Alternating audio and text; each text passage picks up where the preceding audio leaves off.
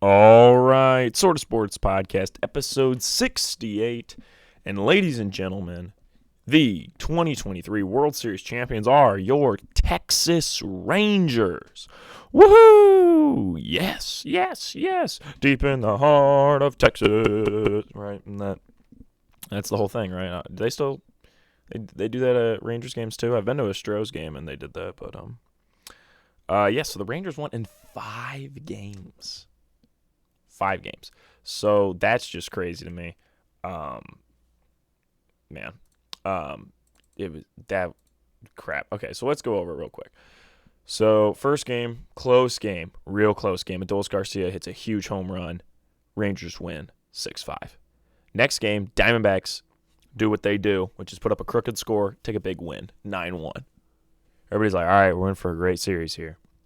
Next game, there was a call that a lot of people did not agree with. I agree it was obviously not a strike, and that was a big call, and that really took the momentum out of the D-backs' sails, and Rangers win 3-1. Next game, both teams are hitting big, but the Rangers out-hit them 11-7.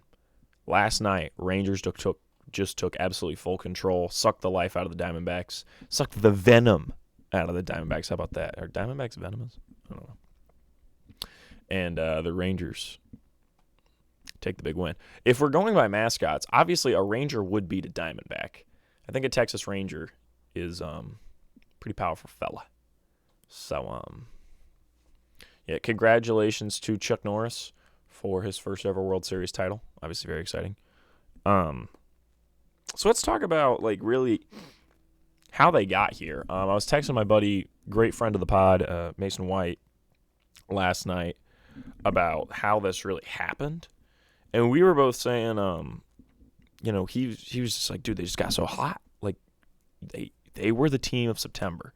And I think I've got to keep this in mind, and really everybody should keep this in mind for next year World Series predictions. Consistently, the team that goes on a great run in September goes far. I've always said, you don't pick the team that peaked early. Like this year was the Rays. The Rays peaked really early in the year. Don't pick them. I didn't. That paid off. I always try not to pick teams that don't have a lot of good pitching. So I think that's why I messed up by taking the Orioles, because the Rangers are my second favorite to come out of the AL, and I took the Orioles. I could have been right. I could have had the Rangers in the World Series, but I was not. I should pay more attention to that. And then when it comes to the September thing, pretty consistently, a team that gets hot in September carries it over into the postseason, and the Rangers are one of those prime examples of that. Also, Will Smith, three-peat. He was on the Braves last year. No, sorry, the Braves 2 years ago. Astros last year, Rangers this year. So wherever Will Smith goes this summer is going to win the World Series next year. Maybe he stays with the Rangers. But now Texas as a state has went back-to-back championships. So that's pretty crazy. Back-to-back titles for the same state. And the fact that it was different teams, I think, is honestly more impressive. Like, it'd be like if the Magic won the title and the next year the Heat won it. Like, that's just crazy.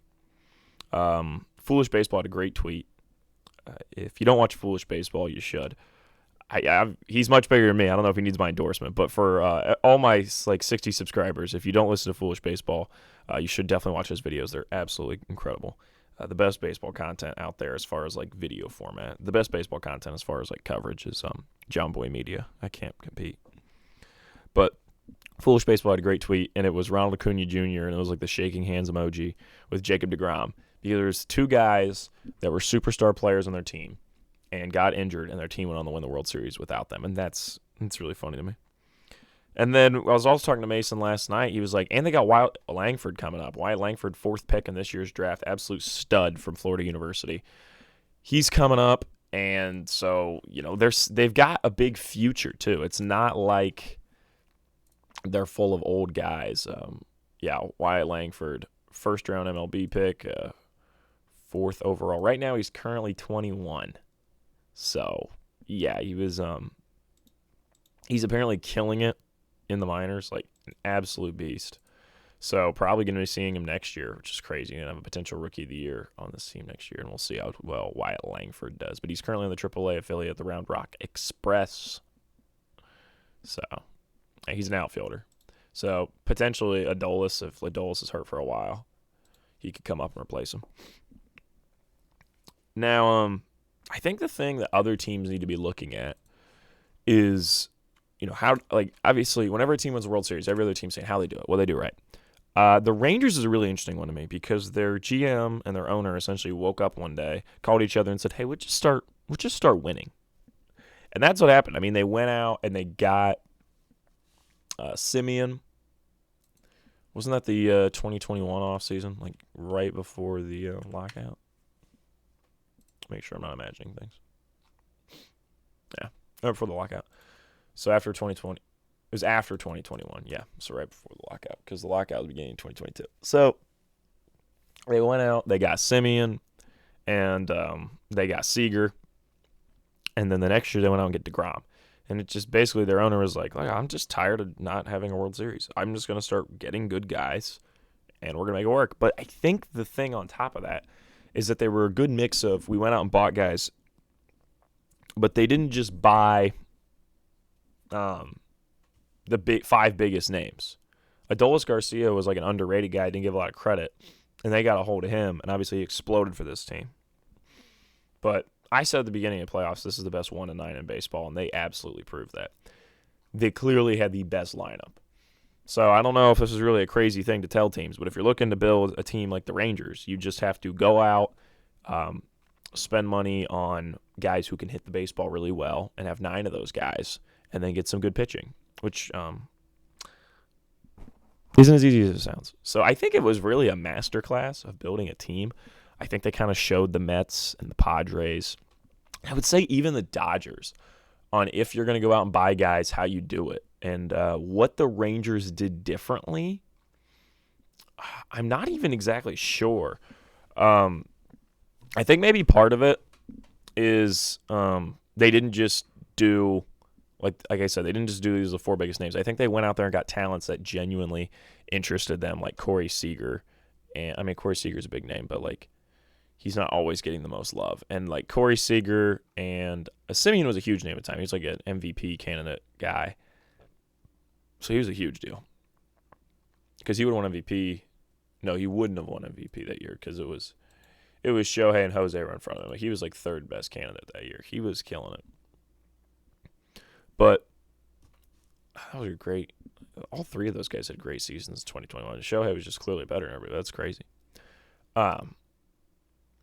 If I'm like the Mariners, I'm looking at that and saying, okay, we can be that. We just need to go out and buy a big ace and maybe 1 or 2 big bats, which I'm saying it's not as easy as it sounds. The Rangers, I think, are one of the most well-constructed World Series team of the last probably like 5 to 10 years. I think they're up there with like the way the Astros have been constructed and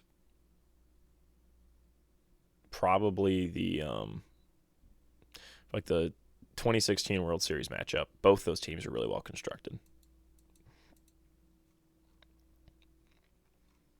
I'll say the 17 Dodgers are pretty well put together too. But as far as winners, I think the Stros have consistently been like the best built teams. The 2021 Braves were not as well built as the 2023 Braves. It's funny because on paper they're so much better now. But sometimes it just doesn't go like that. The Rangers were the perfect mix of being a really good team on paper, but then also having great energy in the postseason and completely showing up. And I think that is why they won the World Series. What's going to be interesting is the future. Because this team isn't going anywhere. It's going to be the same team next year with Jacob deGrom. And that's when we start talking about, can they go back-to-back? Because this team was dominant. This is the most dominant I've seen a team that won the World Series in a while. Like, we look at their playoff run. Let me do this real quick.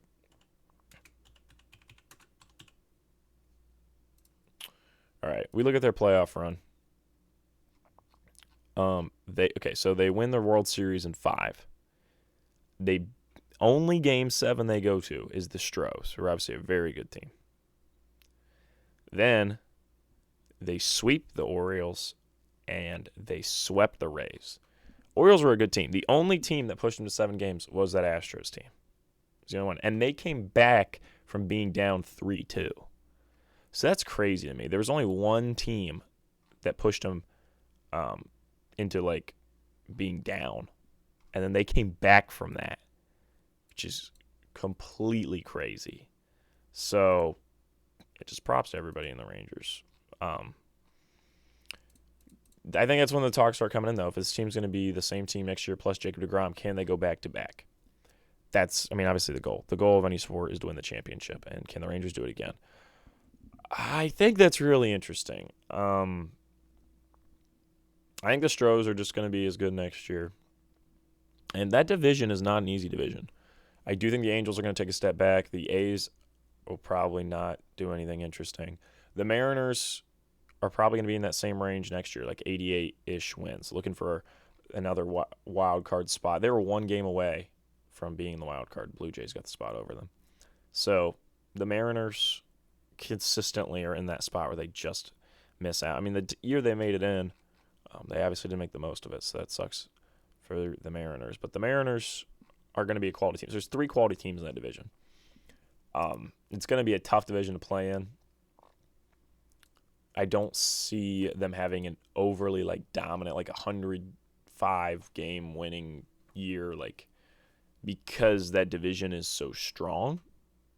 If not, like, if they were in the AL Central, I'd tell you they'd probably win 100-plus games next year, but they're not. They're in the AL West. So I'm assuming they'd have a similar record, but can they go back-to-back? I think it's definitely in the cards. Last year we talked about if the Stros go back-to-back. I think we all could see it. The thing is with this Rangers team is they should be better next year because they should have one of the best pitchers in baseball, Jacob deGrom, being added to this team. So I think that is the biggest thing in my eyes is if they can go back-to-back, it's because deGrom comes in and adds a whole new element to the pitching staff. But, yeah, it's going to be intriguing to say the least. I'm really excited for next year of baseball. I think we had a really good season. I know the World Series numbers were down, but I think it was 2 teams that put up crooked scores on teams. The first game was really good, obviously. But, the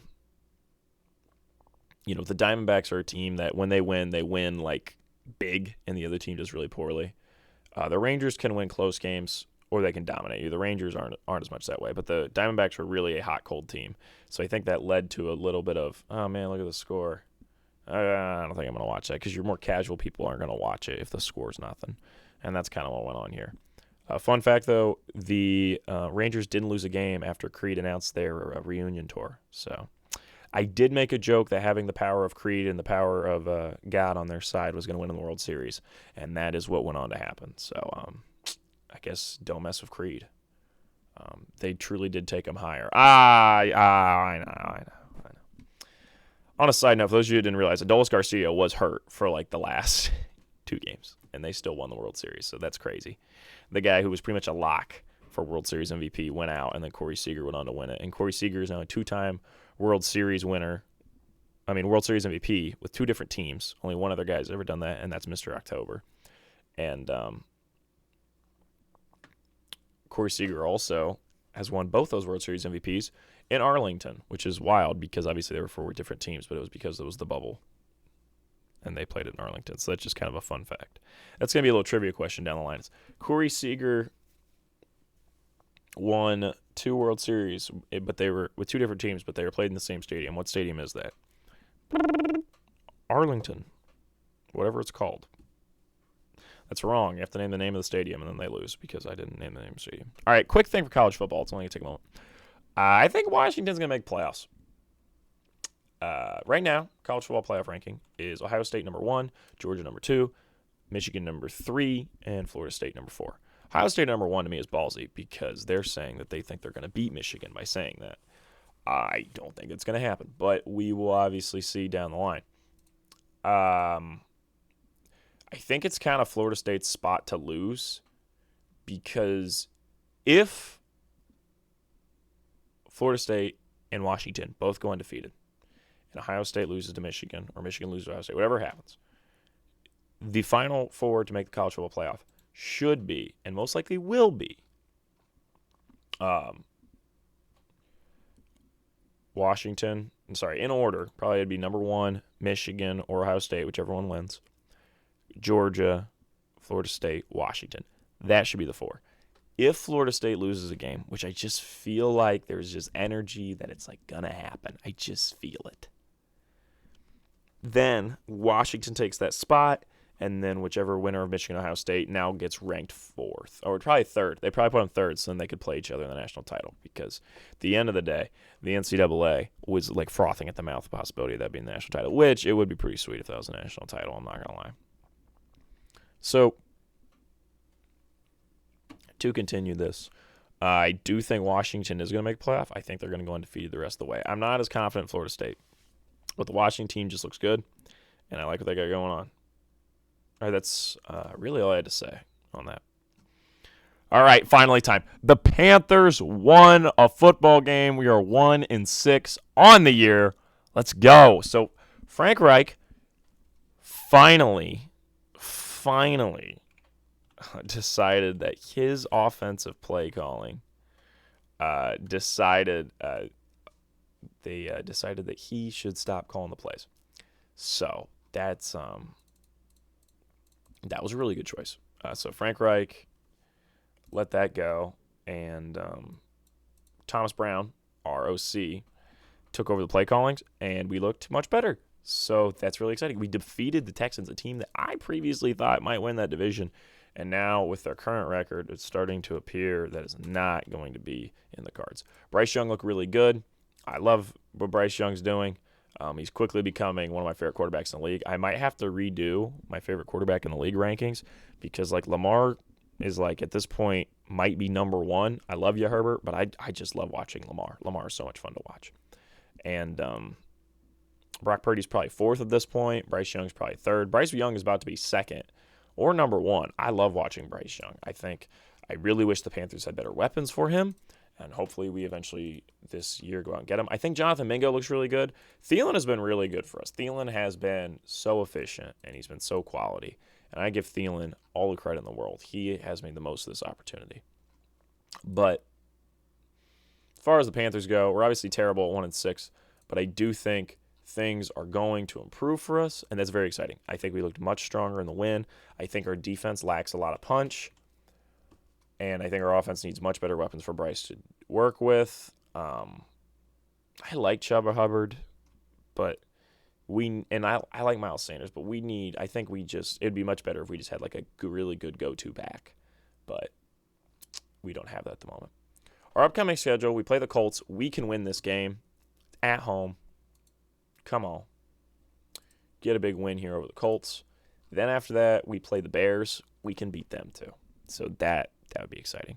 Then after that, we play the Cowboys. We'll probably lose. But Colts and Bears for the next 2 weeks. We should win that. And then we play the Titans November 26th. Is that a Thanksgiving game? There's no way they give us a Thanksgiving game. That's a Sunday. Okay. I was like, there's no shot they give us a Thanksgiving game. What is the Thanksgiving schedule this year? I don't want to say we're going to beat the Titans because we have to talk about the Titans here in a moment. All right. Thanksgiving 2023 NFL. Packers, Lions, beat down. Commanders, Cowboys, maybe could be frisky. Niners, Seahawks. Wow, that's actually a pretty good schedule. Good work, NFL. Oh, they put it at 12:30. Oh no, that's because of the time change. When does the time change? I'm recording this on Thursday. I put it out Thursday night, but I don't. It's Sunday, March 12th to November 5th. Okay, so I got 3 more days till they change my clocks. It's gross. All right. So back to the Panthers. I love Bryce. I want things to improve. Still not the biggest Frank Reich fan, but if he can change up the offensive play calling to better fit Bryce Young, hooray. I just want to have a winning club, and I want to take full advantage of Bryce Young because I think he's really quality. I think we made the right pick. I think Stroud might be better, but I think Young is going to be good enough that it's like, oh, well, they got Bryce Young. It's kind of like the old, like Hakeem Elijah 1 Jordan thing. I just compared them to Hakeem and Jordan. I don't know if they're going to make that much impact, but I'm saying, the Rockets were like, yeah, we could have MJ, but Hakeem is pretty great. And that's how it'll be with Bryce. It'll be like, yeah, Stroud's really good, but we had Bryce, and Bryce is good too. So it's like Herbert and Tua. It's like, yeah, Herbert's better, but we're happy with Tua. At least they should be. Okay. Yeah, I love the Panthers. Great work. We got to talk about it. Will Levis in his first game just absolutely killed it. I mean, it was actually pretty crazy. Yes, Will Levis is going to start this week. Obviously, he played in the Oilers uniforms, which I think is what greatly benefited him. Still makes me mad that the Texans aren't just the Oilers; they would look so much better. But whatever. He played against the who did they play last week? Oh my gosh, I can't remember. Who did the Titans? Oh, it was the Falcons. He played the Falcons. He had a 65% completion rate, 238 passing yards, and 4 touchdowns. His QBR was only a 60.7, so that's not the highest.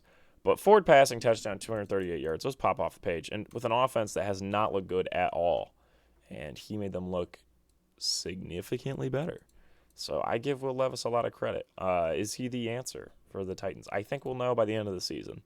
But that's pretty crazy. It would be wild if he just turns up and is like really good. It would that'd be absolutely crazy. I don't know if I really expect that at the moment, but I think it'd be fun to see. Also, that division would be full of young QBs, so that are all pretty quality. If he's like really good, so that'd be fun. It'd be really fun if Will Levis is magically really good, but I'm not willing to bet on it yet. He played one game, so we got to see. All right, biggest move of the trade deadline was Chase Young to the Niners. Obviously, Montez Sweat got traded to the Bears. He's very upset that Chase Young got to go to the Niners. He has to go to the Bears, but we'll talk about what that means for the commies soon. But Chase Young to the Niners is obviously a huge move. Now the Niners have another big pass rusher. You got Bosa on one end, probably Chase Young on the other. That's insanity. I do still believe the Niners have to be a Super Bowl threat. I think the Eagles have probably graduated to that too. Super Bowl's starting to seem like the pool's starting to open up a little more for me because I think there's about, at this point, I feel like the Eagles, Niners, and Lions could all win it. I'm serious. I think the Lions could win it. This Lions team looks really good. Jahmyr Gibbs looked great. Like, absolutely great on Monday night. And then for the AFC, it's really only like the Chiefs for me. And I know the Chiefs just lost the Broncos. I get it. I think they just had a really off game. It does snap the streak of them, like, constantly beating the Broncos. But I still think the Chiefs are really good. And then really the Ravens were like the only other one I could see. But the Ravens offense, I don't love their receivers, but I love what Lamar's doing. He's just been absolutely electric for them. Well, I've already said I've come off the Dolphins. I do not trust them anymore. So, speaking of those Niners though, with Chase Young, I gotta admit, my guy Brock is not looking good. 3 straight losses. Yikes. And some of those should have been get-right games. So they lose to the Browns. Real close game. Okay. Get them next time. Comes out against the Vikings, and they lose. And I'm like, whoa. You guys are better than the Vikings. Come on. Play the Bengals, a tough team. The Bengals are doing their late season surge again. And the Niners lose. This week they play the Jaguars. They are getting into the hardest part of their schedule.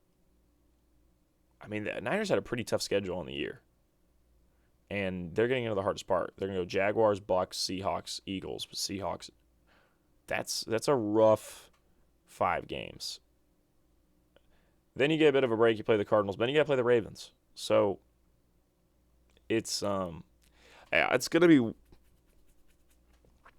interesting where the Niners record ends up as. This is going to be a tough game against the Jaguars. So it'll be interesting to see what goes on here, because I'm not sure. I'm not exactly sure what's going to go on. I will say that Jaguars-Niners game, though, is next week. The Niners are currently on their bye week, so hopefully they use this bye week to their advantage, and when they come back, they're really stepping it up, because I'm getting pretty concerned over this Niners team. I do think the commies trading away Montez and Chase Young, their 2 best pass rushers, must be signaling a commie rebuild. Not sure if it's built around Sam Howell. I don't know what they're doing, but I do think the Commanders are going full rebuild at 3-5. I think they're just going to try to see what happens, which means that division has 2 teams that are pretty much going to be looking to turn things around this offseason with the Giants and Commanders. So that'll be interesting. Maybe Bieniemy becomes the head coach. Not sure what Riverboat Ron wants to do, but we'll see. Bengals starting to look good. They're doing their classic. Bengals have been doing the classic Bengal move, which is late season surge. They're on a 3-game win streak. And who do they play this week? Let's find out. This week they play the Texans. They can win that game. Oh, no. What am I talking about? I know they play on Sunday Night Football. Crap. This week's going to be the week they prove themselves. I don't know why I forgot. That's literally one of my things I've written down on my notes. This is going to be the week they prove themselves, I think. If they beat the Bills are a really good team. And even though I don't think they can win the Super Bowl, I think they're really good. So they're kind of like the Celtics of the NFL for me. So if the Bengals beat them on Sunday Night Football in front of everybody, prime time, I think there's going to be some real chatter. It's like, oh, Bengals back to being Super Bowl contenders? Maybe.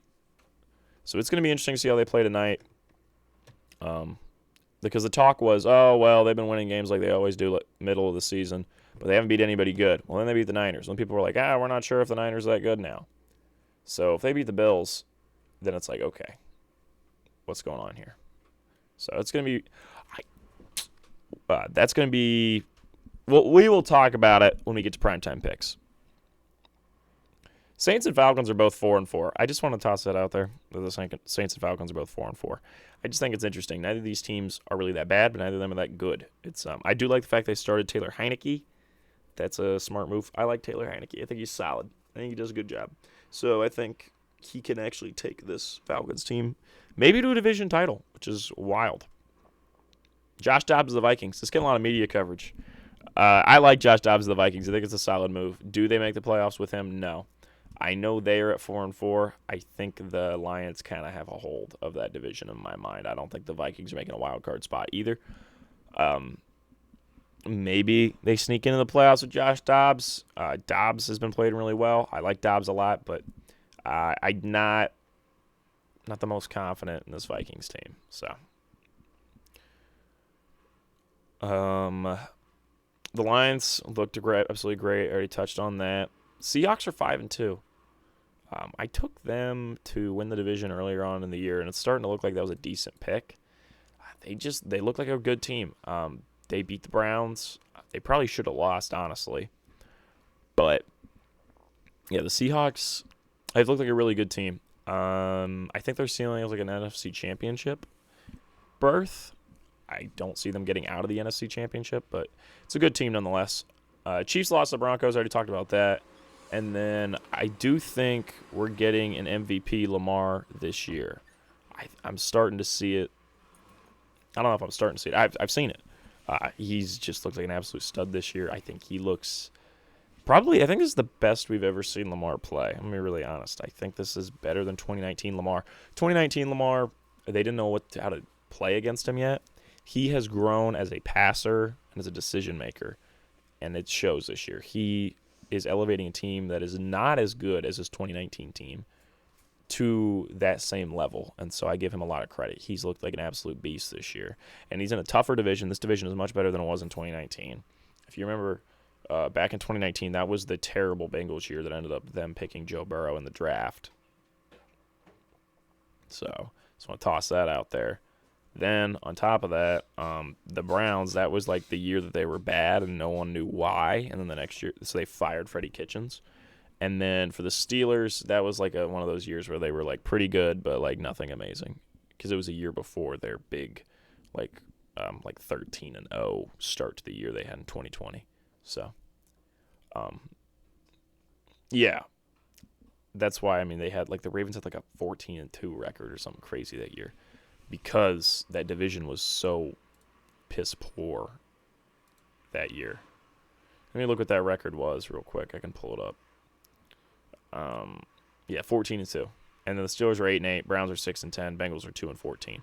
So it's a completely different division now.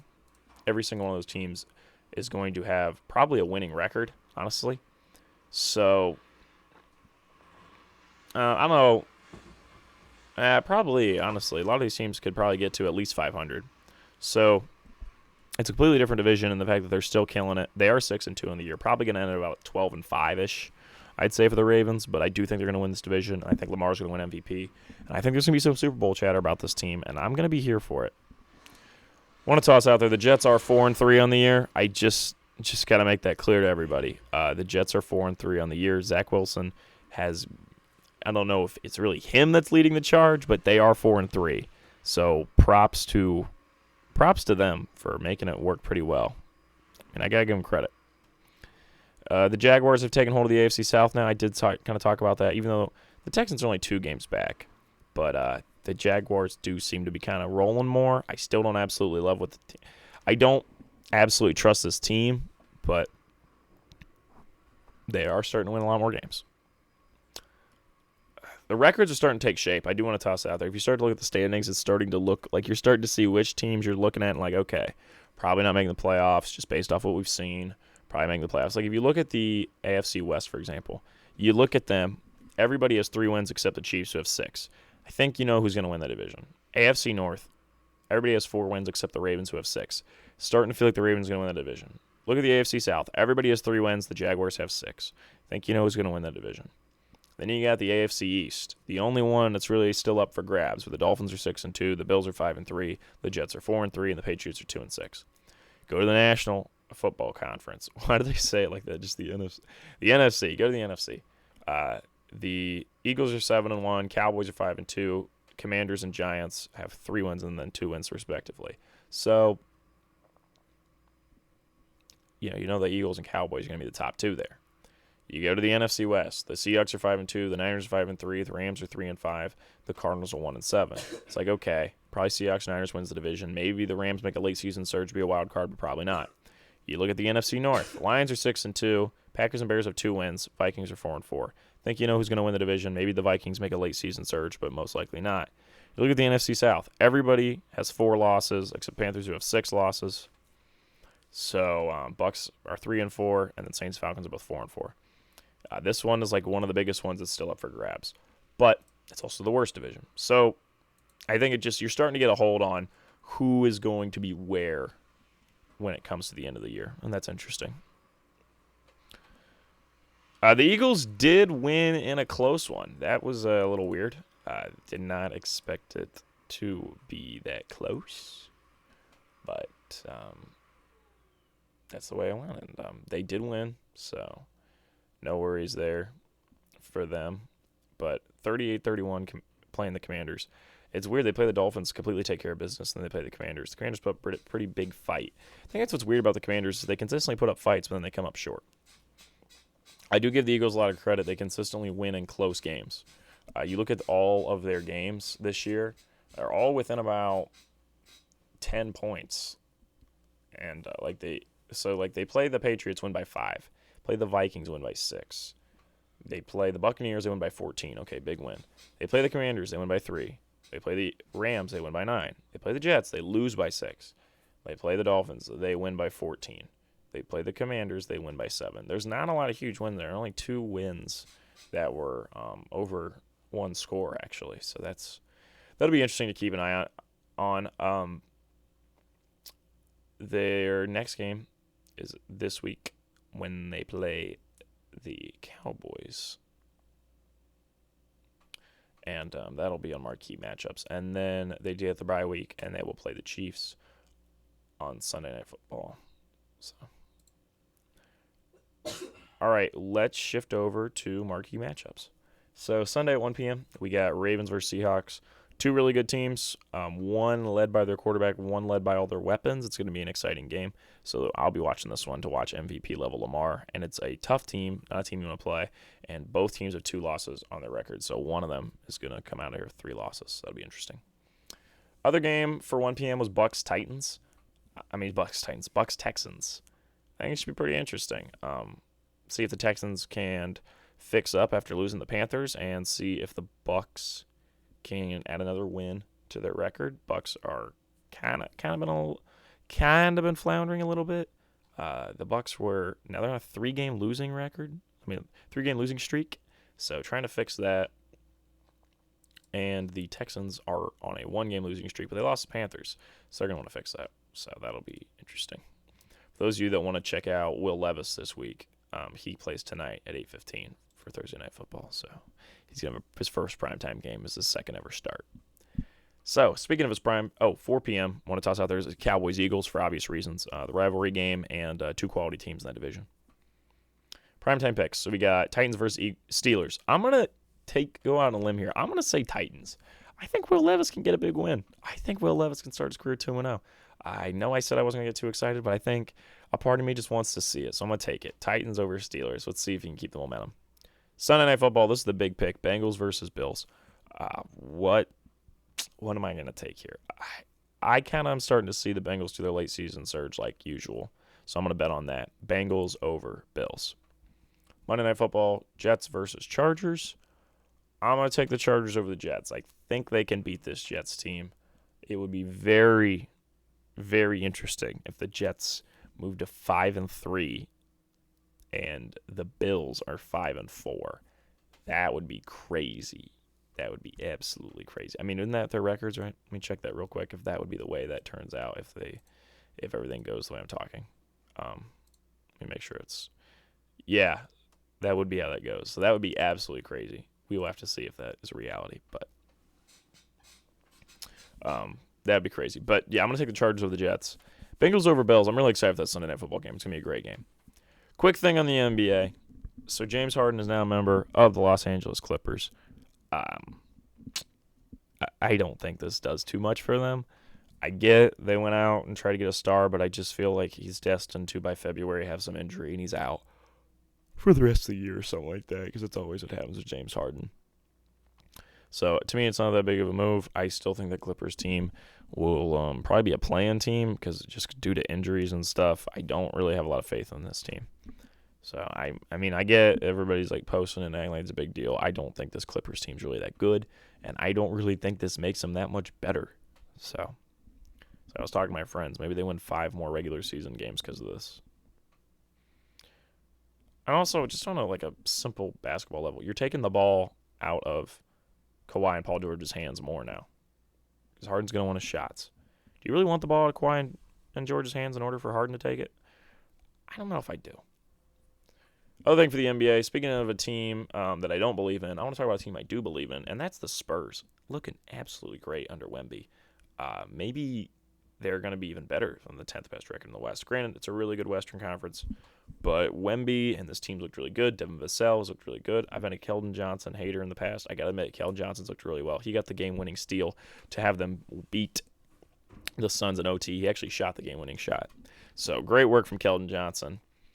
Kevin Durant versus Wemby was fun. The Kevin Durant interview where they said, how do you feel that Victor Wembanyama said you were his favorite player? And he says, it makes me feel old. That was really funny.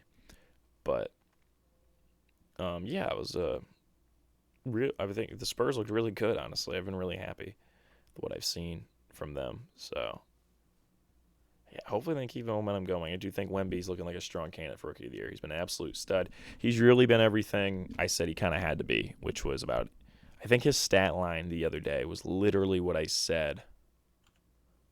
Like his stat line for averages is going to have to be. Let me pull up his recent games real quick. Because, like, he put up, 18 points. Yeah, so he had 18 points, 8 rebounds, 1 assist, and 4 blocks. And I think I said on the year for him to be as good as we all talked, he had to have, 18, 10, 4, and a block as average. And right now he's averaging 16, 7. No, it's 16 points, 8 rebounds, 2 assists, and it doesn't have his block. It says on his block on here. Is he averaging a block at the moment? He's averaging 2.3 blocks. That's crazy. What a guy.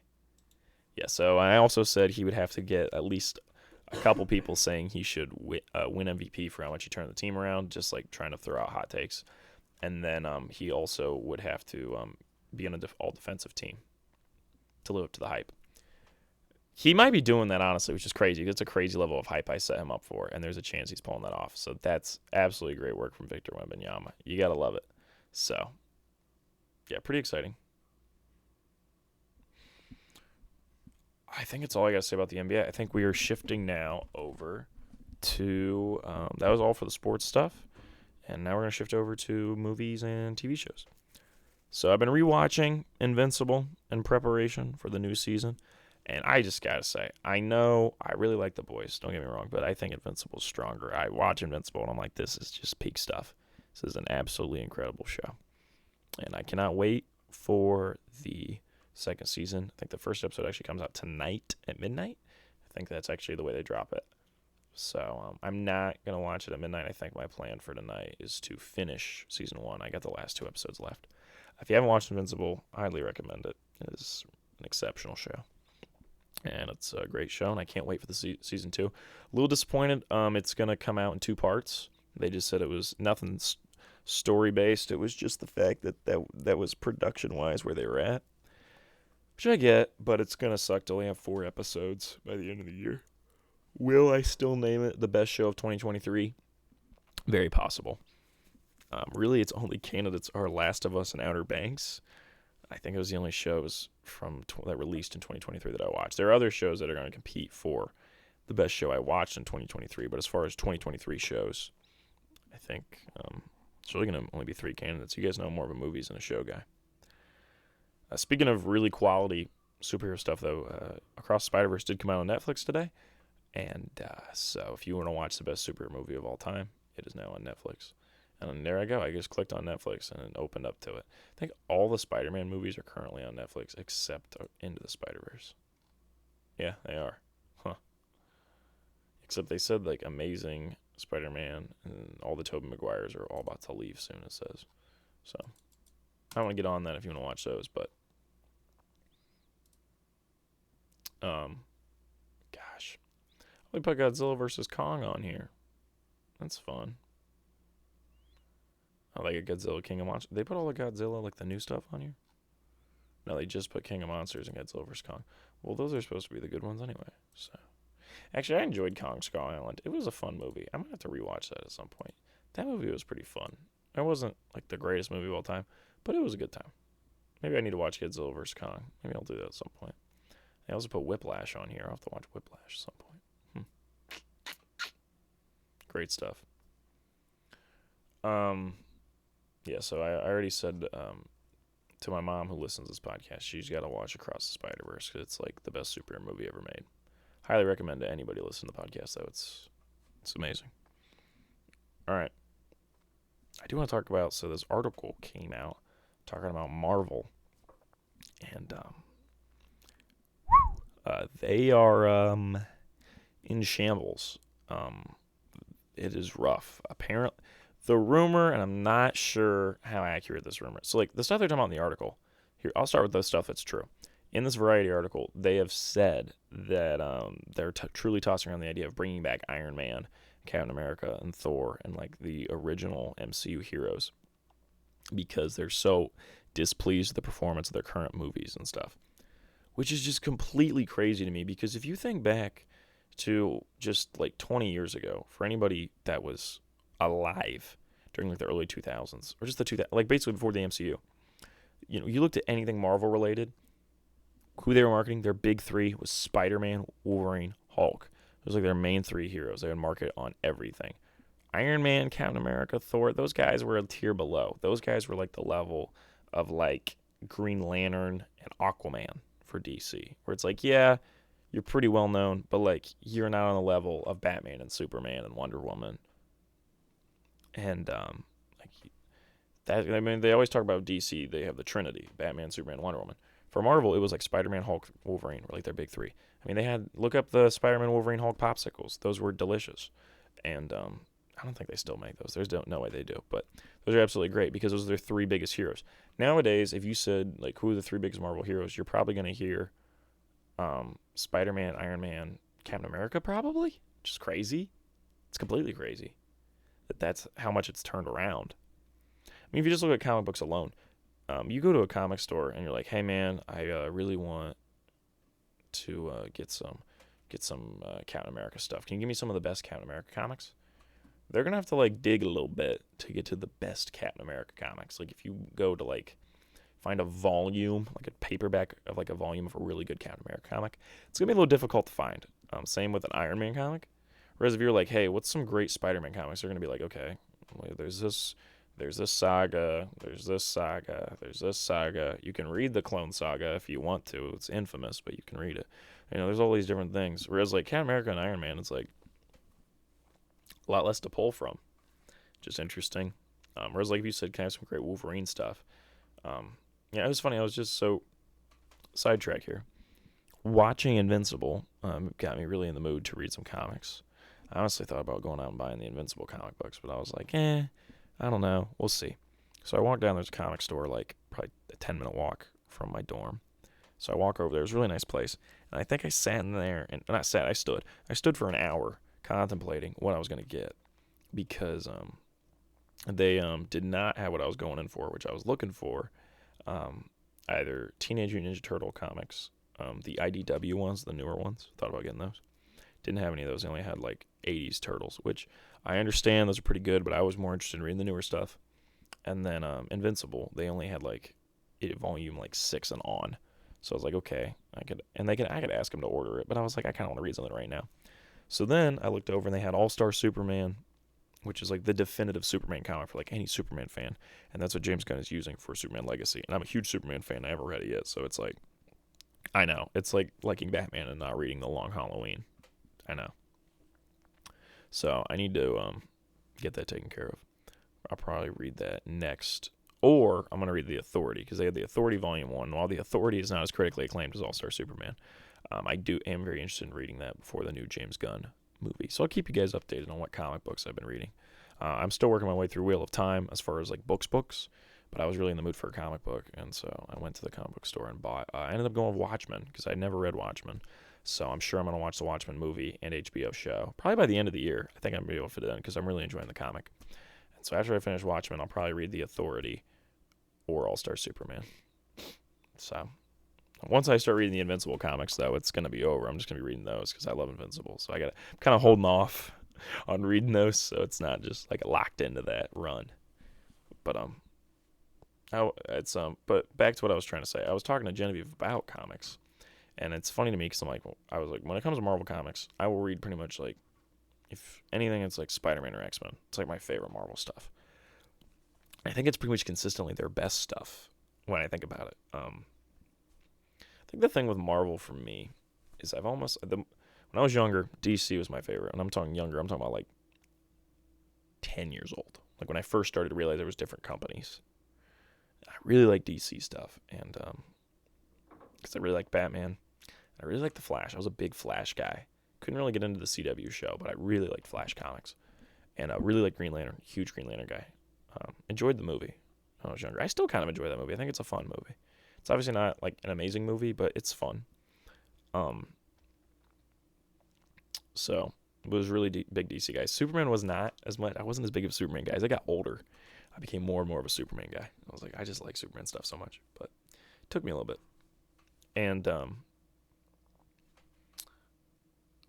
when it comes to, so I started becoming more of a Marvel guy probably around like 2013, 2014, because I was watching more Marvel movies. The only real Marvel character I'd always really liked were Hulk, Wolverine, and Spider-Man, because those are like the big three that were always marketed. And I thought Hulk was my favorite growing up. Spider-Man was actually second favorite superhero growing up. I dressed up for Hulk. No, I didn't dress up for Hulk. I dressed up as Spider-Man for Halloween, and I really liked Spider-Man, but Hulk was like my favorite. I thought Hulk, I had like little Hulk boxing gloves that I would punch things with. I was a huge Hulk guy. And then Wolverine I always thought was cool because he said cool stuff, and he was cool in like cartoons and stuff. And, I could watch the X-Men movies. We watched the X-Men movies. I like those. So I think it's why to this day when I talk about Marvel stuff, like if I'm going to read a Marvel comic, I want like X-Men or Spider-Man. Because I think it's the stuff that interests me the most from Marvel. I've never been like the biggest Avengers guy, and I'm not super into like Avengers comics. Justice League comics I'm not a huge fan of either. I like Justice League International. International's pretty cool. I don't know, maybe I'm just not the biggest team-up guy. Justice League I prefer over the Avengers, though, I think most of the time. But Spider-Man's like my favorite superhero, so I really enjoy his comics, and I really enjoy the X-Men comics because they're the best team. They're like the best team in comics. X-Men is the coolest stuff, like the coolest shit, honestly. So X-Men's the coolest, but when it comes to DC, I think there's more of a wide variety of stuff to read. I'm getting really off base, which is talk about Marvel. So what doesn't make sense to me is the fact that they want to market around Iron Man and Captain America and these heroes that I'm saying they're acting like the reason those characters are so marketable and make them so much money is because those guys had quality films with quality characters and quality acting. And so you're not giving that to the audience anymore, so people aren't interested. Do you know why people don't care about the Marvels? Because no one cares about those storyline and those characters at the moment. Not very many people are interested. On top of the fact that with the TV shows, you've made an insane amount of homework for people to have to do to watch MCU stuff. And that's why I think Guardians 3 was a big hit, because it wasn't a homework movie. Everyone has seen Guardians 1 through 3. And even if you hadn't, you could watch 3 and be like, oh, okay. I mean, it was awkward in that movie when they had to explain how Gamora wasn't there, because you could tell James Gunn didn't want to mess with that extra homework. And, well, Gamora was there, but obviously it wasn't the same Gamora. You know how it is. So I think they just got a little too... They thought bigger was better, and so they overexpanded. Then on top of that, the quality dropped because there's more quantity. And the mix of these two has led to, I think, right now, the MCU is kind of having its downfall. I don't have a lot of interest in seeing the original cast members return, because I'm like, why? If you can't make new heroes interesting, what are we doing? The Fantastic Four should be a huge movie for them. It should be a huge hit. It should be really good. Blade should be awesome. And apparently the Blade movie, the script has been redone multiple times because they had Blade relegated to essentially the fourth biggest character in the script. And Mahershala Ali almost left the project, and now they're giving it a small budget, and they don't think it's going to be that good. They don't know how to make Blade marketable, is apparently what they've said, which is insane to me, because he was their first big hit movie back in 1998. I don't understand how you have to make Vampire Hunter more marketable. He's one of the coolest characters to just pitch to somebody. Tell me he ain't marketable. If Blade isn't marketable, I don't understand how you're going to make anybody, because I think he's one of the most interesting characters they've got announced for movies, honestly. So it doesn't make any sense to me. I don't want to say concerned, I'm just disappointed in Marvel and everything going on over there. And I think DC is really going to take a hold of the superhero movie genre. I think really the only thing Marvel's got going for them is Spider-Verse, and that's Sony, not Marvel Studios. So I love what they're doing with Spider-Man. I really want them to do really well with X-Men, but I don't really have a lot of faith at the moment. I don't understand why you can't just build your universe around Spider-Man. And, I mean, Doctor Strange, you made him really popular. He was never that popular before. And now he's really well known. People like him. All you got to do is put him into cool situations and give him, make Doctor Strange one of your main heroes. But instead, they're just going to rely on using already established characters, which is stupid to me. It's really stupid. So, the one rumor is that Tobey Maguire and, Hugh Jackman are, the two leads in Secret Wars as Wolverine and Spider-Man. And that, to me, is completely dumb. I don't understand. That doesn't... I know some people were like, oh, sweet. That's a rumor. It's probably not even true. But if it is, it just doesn't make any sense. It doesn't make any sense to me. Yeah, it's just completely disappointing to me, because after Endgame, really the only thing they've made that I've liked is the Spider-Man movies. The Black Widow movie was fine. Shang-Chi was fine. Eternals was bad. Thor 4 was bad. Doctor Strange 2 had some fun elements.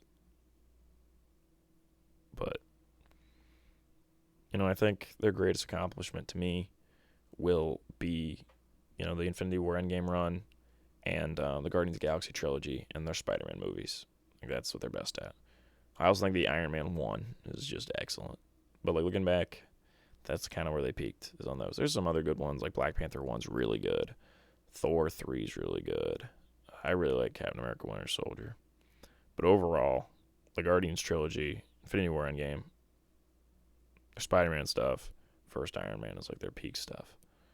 And Black Panther. And I honestly say Black Panther's that upper tier too. Black Panther's really good. But yeah, I think it's going to be DC's time to shine. I can't wait. I think DC is going to be really, really killing it. All right. On that down note, I really got down in the dumps there. I want to talk about. So I watched the Teenage Ninja Turtle Mutant Mayhem movie. Never seen it. Was pretty intrigued, pretty excited to watch it. Watched it, enjoyed it, thought it was pretty good, really liked it. Actually, I'm gonna take it back. I don't know if I really liked it. I thought it was pretty good. I had higher hopes for it. I really liked the animation style. I thought it was great. I just didn't love the way they plotted the movie. I liked the idea of them being really young. I liked the portrayals of the characters. That was all good. I liked the portrayals of the villains. But the movie, um, the final battle is like a big like kaiju monster that they have to take down, and it didn't feel like Teenage Mutant Ninja Turtles. It felt very, I don't know, just not Teenage Mutant Ninja Turtles. Like they're supposed to be doing like karate and kung fu and stuff like that because they're Ninja Turtles, and it involved them jumping up in the air and like putting like a little vial, and like it felt like a superhero movie ending. And yeah, they're comic book characters, but they're not like superhero. It was just odd. It didn't really feel like Teenage Ninja Turtles, and it's not exactly what I want to see out of Teenage Ninja Turtle movie. I appreciate the fact they didn't go with Krang or Shredder for the movie. It's always a bit of a ballsy move to not take Shredder, who's like the main villain, and then Krang, who's probably like the second biggest of the turtle. But it was a ballsy move to not do that. Give him credit. But I mean, yeah, it was quite the disappointment. Not at the ending, at least. I think the movie was fun. I'm glad they greenlit a new show. I love Teenage Ninja Turtles shows, but I don't know. I feel like every Ninja Turtle movie has something wrong with it. Like there's elements I really like. Like I really like this style. I really like the portrayal of the characters, but I felt like the plot was just a little rough. Oh, I guess the story. Yeah, and the story, it was just kind of like I was like, okay, we could have done something more interesting with these characters than this story. And then the Michael Bay ones are just kind of dumb, but like they've got fun elements that I enjoy. And then the old ones in the suits are fun. And they've got elements I enjoy. But like it's not like the peak version. Like there's not like the definitive version. I think this animated movie had the chance to be the definitive version, but I just don't really love what they took the story. So that's just me. I did tweet out that it deserves more credit because I think it does. It's pretty good. It's not an exceptional movie, but it was pretty good. And I think if they made a sequel and it was against Shredder and it's a little more karate based, I would completely be happy. I would love that. But as far as an overall movie, it was pretty good. I know it's a little dumb for me to complain about the fact that it didn't feel super Ninja Turtle-y, but it'd be like if you're watching a new Spider-Man movie and the ending battle involved him like hacking into a mainframe of a network and shutting it down, like him and Ned on computers. It's like that's not what you do. You're Spider-Man. You're supposed to go in there and swing around and defeat him, not hack into a mainframe. Like yeah, Peter Parker can hack, but like, why is that the final battle? It was really odd. So it just left a bad taste in your mouth. But I did have this idea, watching Teenage Ninja Turtle movie.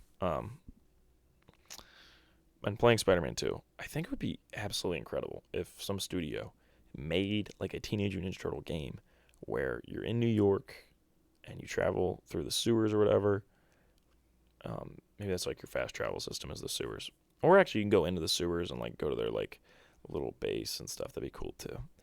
But it would be pretty sweet if you could like switch between the characters very much like in Spider-Man 2. And each of them has a different like skill tree and move set and stuff like that. So you take like the Ghost of Tsushima combat system where they have different stances, but instead of different stances for one character, every character has a different style of fighting. And so then you can get better with every character and the way they fight and stuff. And I think that'd be really interesting.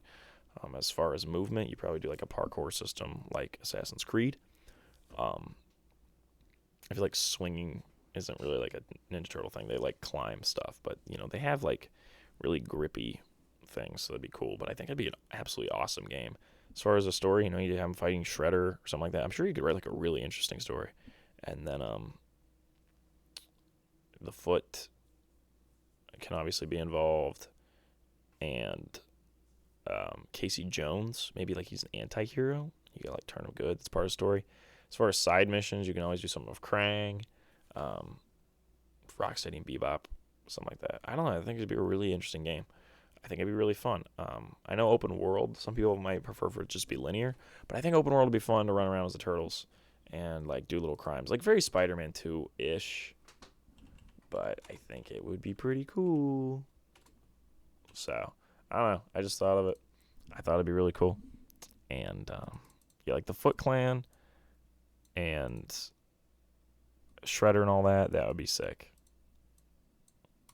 Yeah, I don't know. I think it'd be awesome. Now, I will say, I was thinking about this idea, and I looked it up. Apparently, they're making a Last Ronin game, which would be awesome. For those of you who don't know, Last Ronin is a comic that was written like the last 3 to 4 years, and it is like popped off. It's considered like one of the best Teenage Ninja Turtle comics to ever come out.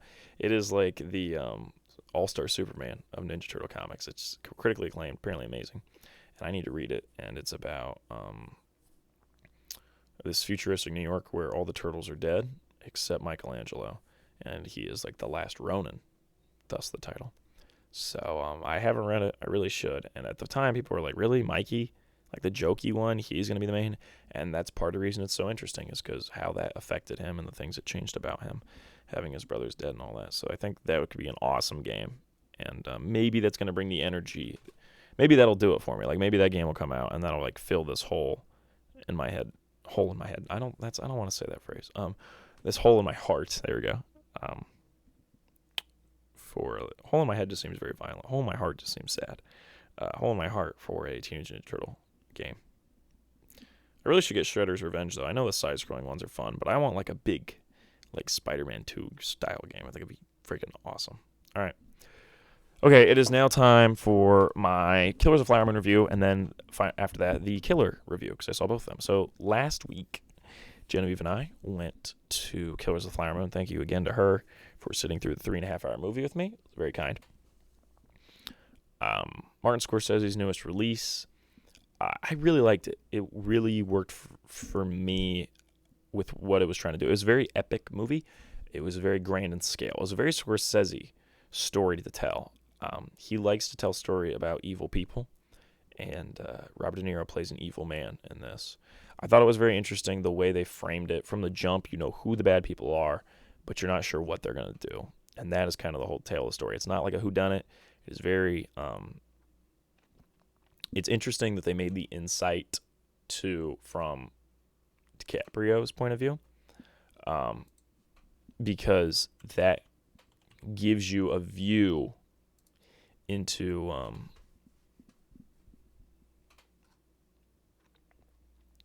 really the evil going on here. DiCaprio plays Ernest Burkhart, and it's really an interesting performance from him because I've never seen DiCaprio have to be somebody who's stupid. Like, Burkhart is not a smart man.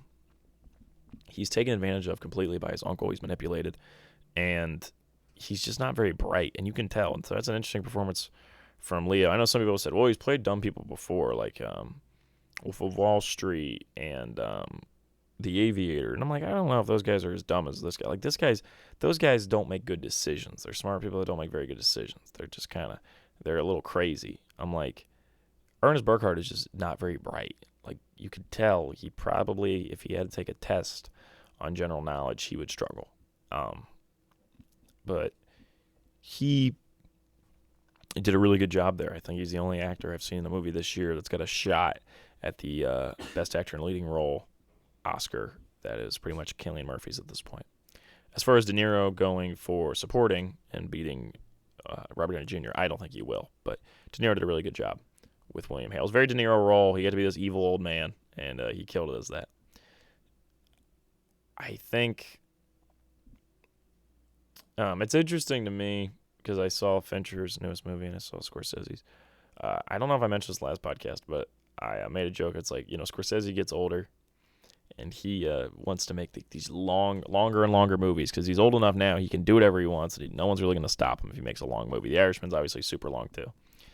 And I feel like when Fincher gets older, he's going to consistently make his movies shorter and shorter. He's going to be like, yeah, it's my new 60-minute movie. Tickets are half price. I just decided to cut all the fat. because Fincher's such a perfectionist, and he always talks about if you rewatch, he can't rewatch his movies because he realizes he could have cut this or cut that, and he's like, there's like 30 seconds in every movie I could cut off. And I'm like, dude, you got a problem, man. There's no way you live your life happy. You're so much of a perfectionist. Whereas Scorsese wants to do like this. He wants to be bigger and bigger every time and more grand. I think it's interesting because Fincher wants to be more efficient and cut down every time. So it's like when Fincher's like 90 making movies, and his last movie ever is literally gonna be like a half hour, and it'll be like essentially a TV show. It's just funny. But I do think as far as like quality, I don't think I like it more than Wolf of Wall Street or Departed, but it is up there. Like it is honestly like up there with The Departed. It is very good. Obviously the big thing is I haven't seen Goodfellas or Casino or The Irishman. I know it's like 3 of his best movies, and I haven't watched them. I know I need to, but it is really good. It did live up to the hype in my mind. I really liked it. It's definitely something I feel like I could watch again in the future.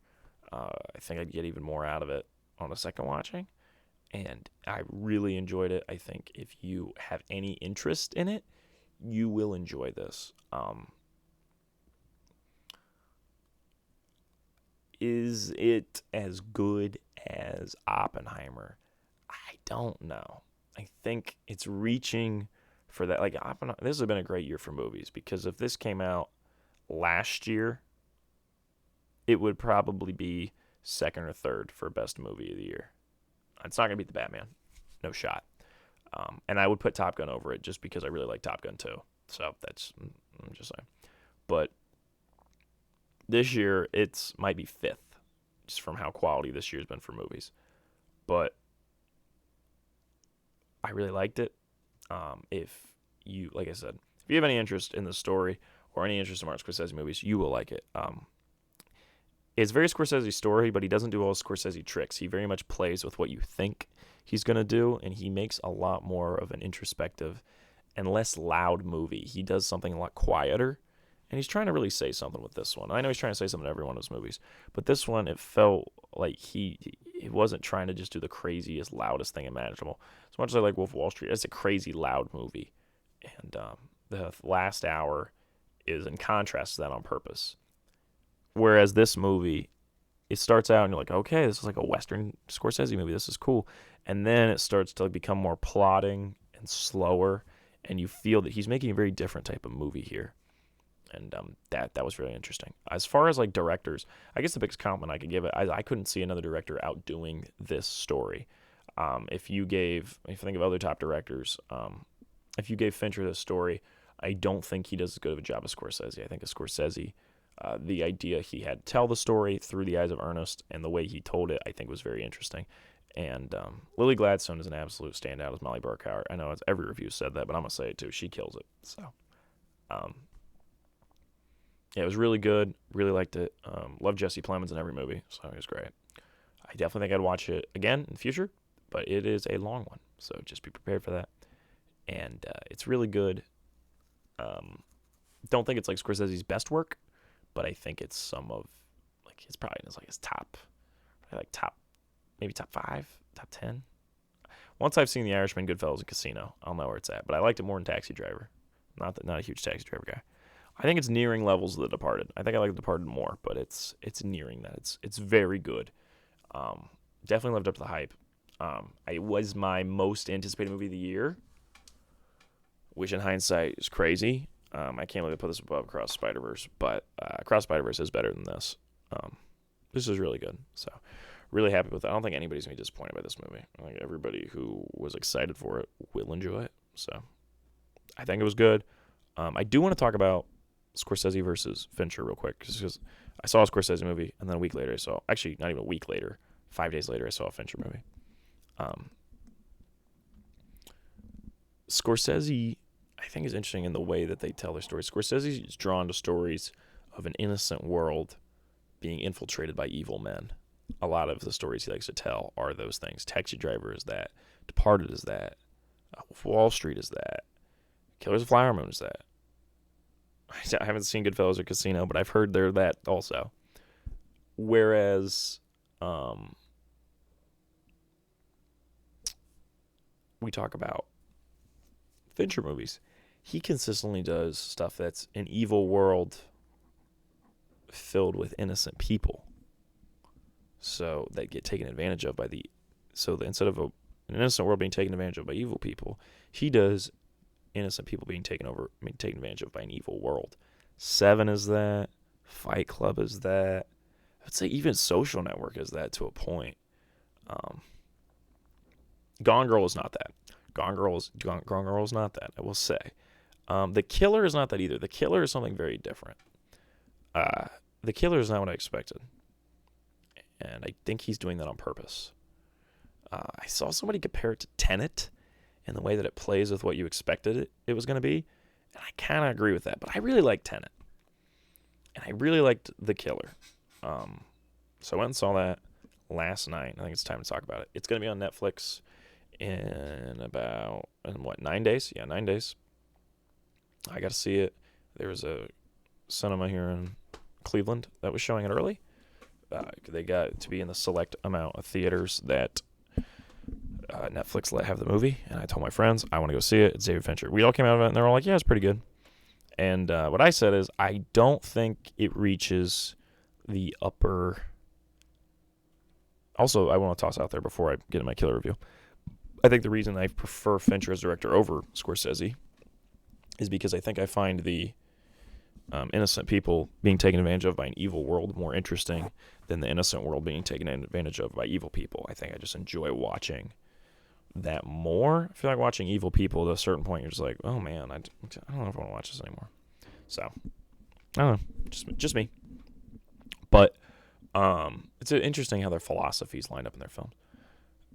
Fincher, with this movie, I don't think reaches the heights of what I would consider his best movie, Seven, and probably Fight Club after that. And I need to rewatch Social Network, but I put it third.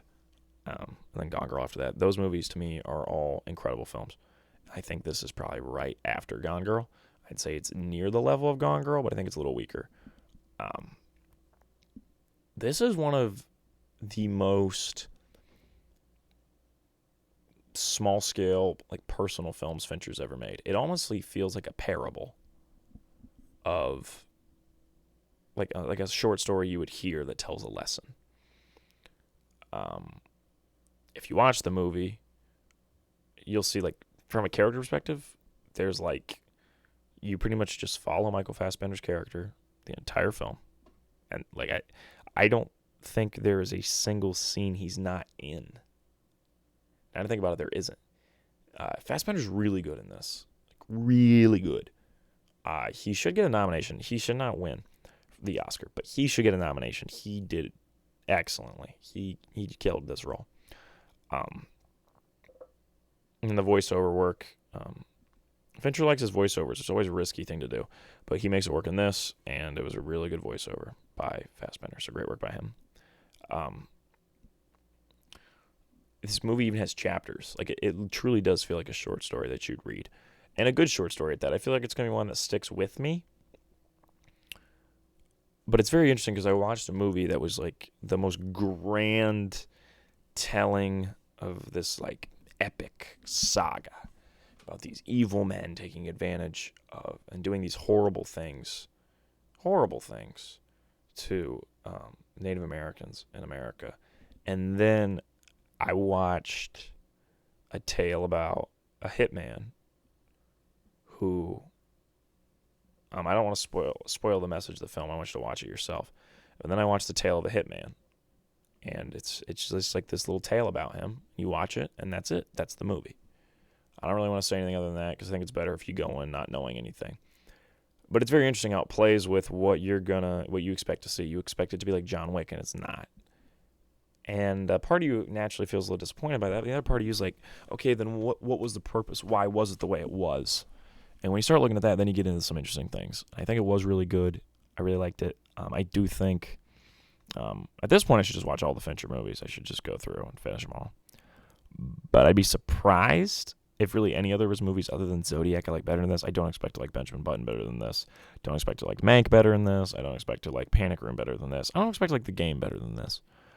This movie worked for me. I feel like I always say that. I'm not going to say that. I feel like this movie worked for me. It's just me saying I understood the film, which is dumb because if I didn't understand the movie, I probably shouldn't be reviewing it. So I'm going to stop saying that. At least try to stop saying it. The killer, I think it's interesting. It's a very personal thing. Like, Fincher really wanted this to be made. And that's very intriguing because the story is about a perfectionist who, all right, I'm just going to have to say the story of the film, like the message. So if you don't want to hear the message, skip ahead like 30 seconds. I'm going to keep myself under 30 seconds. All right, skip now. Okay. The story of a perfectionist who slowly becomes less and less perfect as the story goes on. And we've actually never get to see him be perfect in the story. From the jump, he messes up, and that mistake haunts him, and he continually gets less and less perfect as the story goes on. So I think it's interesting that Fincher's telling a story because he is a perfectionist. He's telling the story of somebody who messes up. So that's, and is not as perfect as they want to be. And that's interesting. All right, I'm going back to not talking about the message now. So maybe that's why it's so personal to him, is because he really wanted to tell that message. I do think it's a movie that, like, it's only 2 hours long, and it's not even actually 2 hours. It's like an hour 58. So once it's on Netflix, literally everybody should watch it and give it a shot. I think it's really good, but it's weird that I waited 3 years for this. I'm super excited for the new Fincher movie. And for it to be this feels like a smaller project. This feels very personal. This feels like something Fincher would make really early in his career. And he's doing it now. And I think that's why a part of me felt a little disappointed. Like, I wanted, this big epic. Like, I wanted his new Social Network. I wanted his new, Fight Club. I wanted this, big, loud thing. And that's not what this is. This is, if it had Gone Girl energy in the way that it was quieter, it was personal, it was introspective. And with the voiceover and all that, it had a lot of elements of Gone Girl in it. And it just felt, it was interesting. It was a tale that Fincher wanted to tell, and he made it. And I think it's good, and I like it. But it feels like Killers of the Flower Moon was trying to say so much. And a part of it makes you go, okay, you're trying to do everything. I don't know. And you try to do everything, and you kind of, I think lose yourself a little bit in it. Whereas The Killer, it's so precise, and it's saying, this is what I am. This is the story, and this is the tale I'm telling. And you're like, man, that's good. But because of that, you're never reaching that upper tier of something like Fight Club that has a lot more to say. That's just my thoughts. But as far as Fincher goes, this is, I talked before about he's a big Alfred Hitchcock fan. This is his most Hitchcock movie. Oh my gosh. I'm going to have to text my cousin Marlo and say, okay, have you seen this? Because this is the most Hitchcock movie I have ever seen Fincher make. In the way that it's playing with your expectation of what it's going to be. It's slow, it's methodical, it's introspective. It's about one character. It's this little tale. It very much has a lot of Hitchcock elements. It's like Rear Window and that aspect where you're with the same character the whole time. It honestly feels like North by Northwest, where it plays with what your expectation of the genre is going to be. It is very much, you could tell he brought his Hitchcock in. If this movie came out in the 70s, I think people would be talking about it today and be like, it's a 70s crime classic, underrated. So maybe it's one of those where 10 years down the line, people are going to be like, Fincher's most underrated film, The Killer. Bookmark that. 2030s, people are going to be talking about this one as one of Fincher's best. I really like it. I think it's one that's either going to age really well or really poorly. I think with time going on, I might be like, man, this is honestly up there with Fight Club and Seven. Or I'm going to be like, Fincher really missed with that one.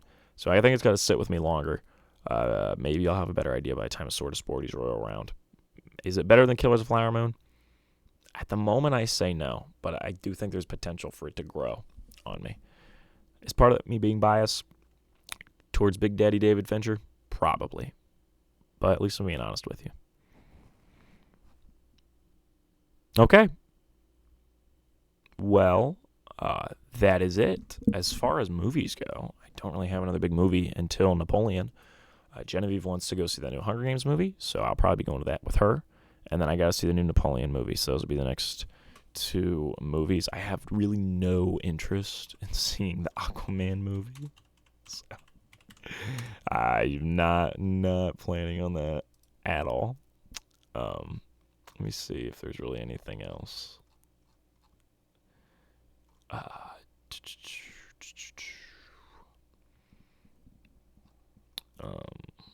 Any other things?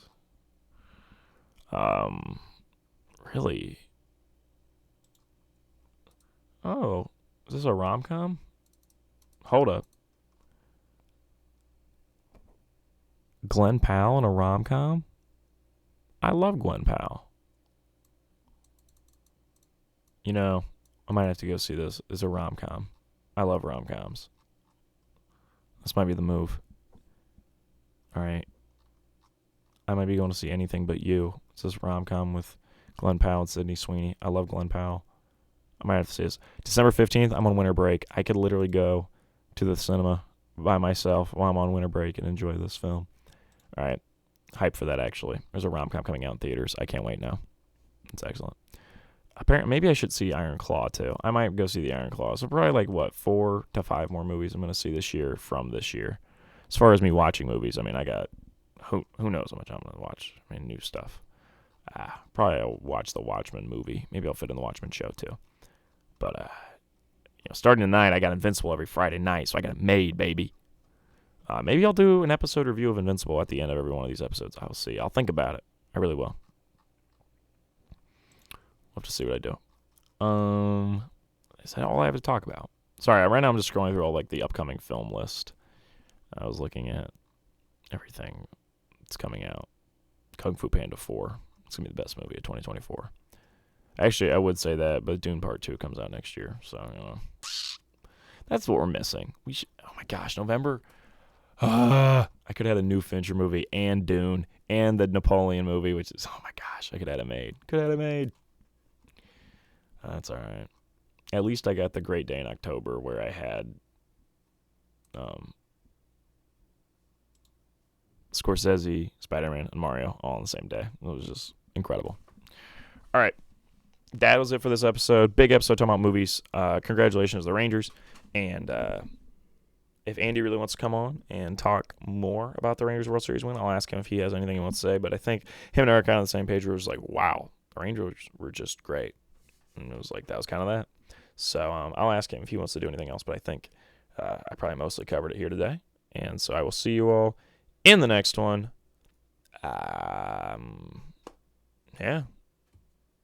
Make sure you watch The Killer when it comes out on Netflix. Watch Cross the Spider-Verse right now. And Killer's Flower Moon, if it sounds interesting, you'll probably like it. Doesn't sound interesting, stay away. But still watch The Killer. The Killer was good. A little slow. You got to stay with it after the first hour. It does have one of the best fight scenes I've seen in a long time. It was a great work from Fincher. All right. See you all in the next one.